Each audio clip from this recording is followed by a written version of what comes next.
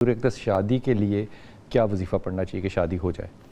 جی بسم اللہ الرحمن الرحیم. سورہ اخلاص کا وظیفہ سب سے بہتر ہے. سورہ اخلاص پڑھنا آپ بھی وہ اکثر وظیفہ بتایا کرتے ہیں، لیکن اس کی تعداد اگر اس طرح کر لیں کہ 111 ٹائمز 111 دفعہ سورہ اخلاص جی ایک ہی سٹنگ میں ایک ہی سٹنگ میں جی مخصوص جب ایام ہوتے ہیں تو اس وقت 111 مرتبہ لا حول ولا قوت الا باللہ العلی العظیم پڑھیں.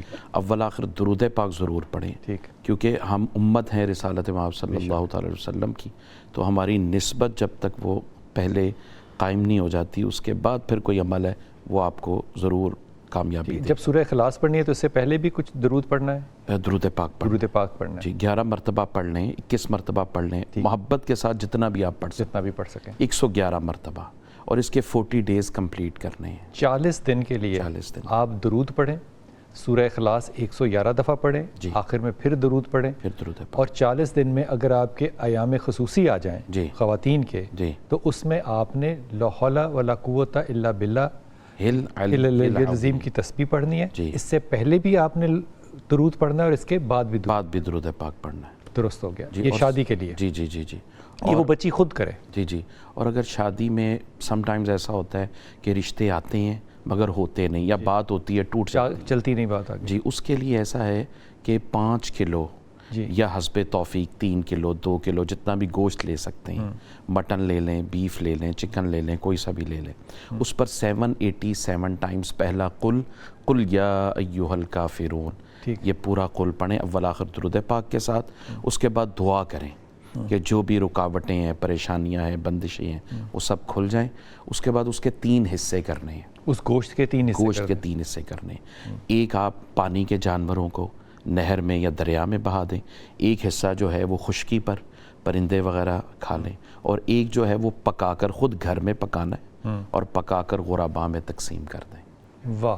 اب یہ جو طریقہ ہے اس کو میں ریپیٹ کر رہا ہوں کہ آپ نے گوشت لینا ہے، آپ 1 کلو 2 کلو 3 کلو 5 کلو جتنا بھی آپ حسب توفیق لے سکیں، وہ کوئی بھی گوشت، وہ مرغی کا گوشت بھی ہو سکتا ہے، کوئی بھی گوشت ہو سکتا ہے، مٹن ہو سکتا ہے، بیف ہو سکتا ہے. آپ نے اس کے اوپر 787 مرتبہ 787 جی 786 نہیں 786 نہیں، یہ مجھے بھی غلط، اس کا بھی ایک راز ہے. 787 ٹائمز آپ نے پڑھنا ہے جی قل یا ایھا الکافرون پہلا قل 787 ٹائمز آپ نے پہلا قل پڑھنا ہے اس کے اوپر. اور اس کے بعد آپ نے اس گوشت کے 3 حصے بنا دینے ہیں. ایک حصہ آپ نے پانی کے جانوروں کے لیے وقف کر دینا ہے، وہ آپ دریائے راوی میں ڈال دیں، کراچی میں جہاں بھی چاہیں، نہر میں، مچھلیوں کے لیے جو بھی. دوسرا حصہ جو ہے وہ پرندوں کو ڈال دیں، جیسے چیلوں کو ڈالا جاتا ہے، چھت پہ رکھ دیتے ہیں اور پرندے جو ہیں وہ کوے جو ہیں وہ چیلیں جو ہیں وہ خود ہی گوشت لے جاتی ہیں.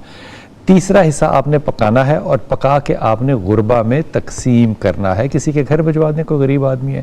یہ بتانا ضروری ہوگا جس کے گھر بھیجا جائے کہ یہ گوشت کیسا ہے؟ ضروری نہیں. یہ صدقہ تو نہیں ہوگا؟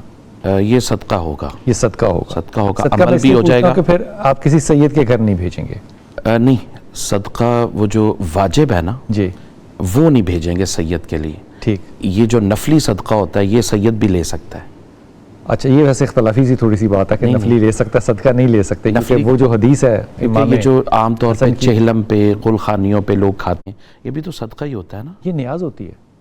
نہیں، بیسیکلی یہ صدقہ اللہ کے قرب کو کہتے ہیں کہ اللہ کا قرب حاصل کرنے کے لیے جو کیا جاتا ہے. نفلی صدقے میں نہیں ہے اختلاف. بہتر یہی ہے کہ آپ غربا، اب سید بیچارہ ضرورت مند ہے تو خمس دیں نا، ان کو نکالیں 20%.